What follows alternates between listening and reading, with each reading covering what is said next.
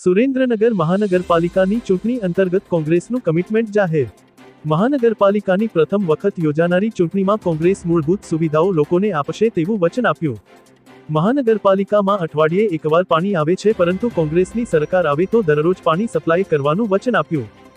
સાથે જ રોડ રસ્તા, મહિલા સશક્તિકરણ તેમજ સ્થાનિક રોજગારીને વધુ ભાર આપવા કોંગ્રેસ તૈયાર। મહાનગરપાલિકાના દરેક વોર્ડ વાઇઝ સ્વાસ્થ્ય માટે હોસ્પિટલ ખોલવાની યોજના કોંગ્રેસ લાવશે। સુરેન્દ્રનગર મહાનગરપાલિકાનો સમગ્ર વિસ્તાર સીસીટીવીથી સજ્જ હશે।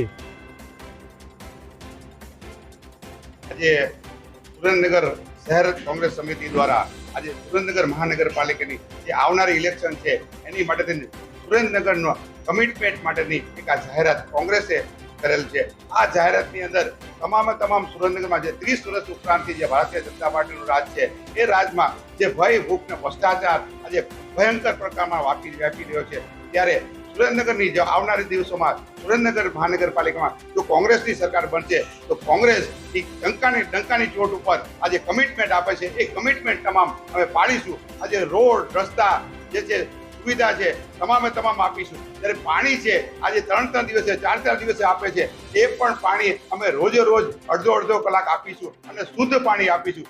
જ્યારે તમામ જગ્યાએ જોવામાં આવે તો આજે બાગ બગીચા બનાવવામાં આવ્યા છે। આજે છેવાડાના વિસ્તારમાં જે હવામાનથી પાછળ 3.5 કરોડ રૂપિયાના ખર્ચે જે બગીચો બનાવવામાં આવ્યો છે એ જગ્યા અવાવરૂ જગ્યા છે, ત્યાં મહિલા જઈ શકે નહીં એવી પરિસ્થિતિમાં છે અને એવી જગ્યાએ માત્ર ને માત્ર ભ્રષ્ટાચાર કરવા માટે પૈસાનો વ્યય કર્યો છે।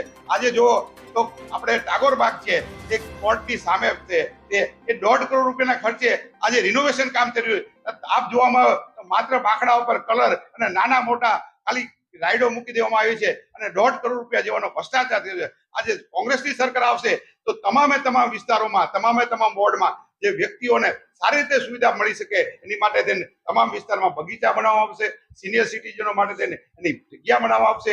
આજે સુરેન્દ્રનગરમાં જે વિદ્યાર્થીને છે એક ગરીબ વર્ગનો વિદ્યાર્થી જે બીપીએલ ધારક છે, જે પ્રાઇવેટ સ્કૂલમાં ભણાવી નથી શકતો એવા વ્યક્તિઓ માટે થઈને દરેક વોર્ડમાં અમે સ્કૂલોનું નિર્માણ કરશું, નવી સ્કૂલોનું, અને જે સ્કૂલો બંધ છે એને પણ રિનોવેશન કરશું। આજે જે સુરેન્દ્રનગરમાં જોવામાં આવે તો આરોગ્ય લેવલે કોઈ સુવિધા નથી, તો અર્બન સેન્ટર 24 કલાક ચાલુ રહે એની પણ અમે ચાલુ કરીશું। આજે તમામ જગ્યાએ મહાનગરપાલિકામાં એ અમે આ કમિટમેન્ટથી કોંગ્રેસનું કમિટમેન્ટ છે એ હંમેશા પાડીશું। એ સૂચના સાથે અમે આ કમિટમેન્ટ જાહેર કર્યું।